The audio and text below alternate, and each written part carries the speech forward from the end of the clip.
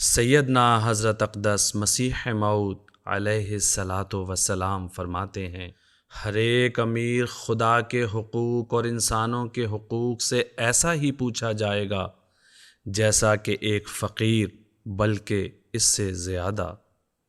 پس کیا بدقسمت وہ شخص ہے جو اس مختصر زندگی پر بھروسہ کر کے بکلی خدا سے منہ پھیر لیتا ہے اور خدا کے حرام کو ایسی بے باکی سے استعمال کرتا ہے کہ گویا وہ حرام اس کے لیے حلال ہے۔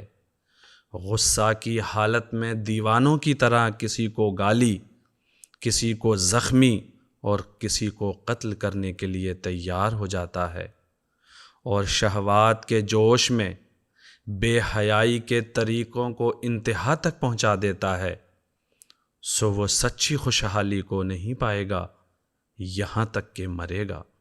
اے عزیزو، تم تھوڑے دنوں کے لیے دنیا میں آئے ہو اور وہ بھی بہت کچھ گزر چکی، سو اپنے مولا کو ناراض مت کرو۔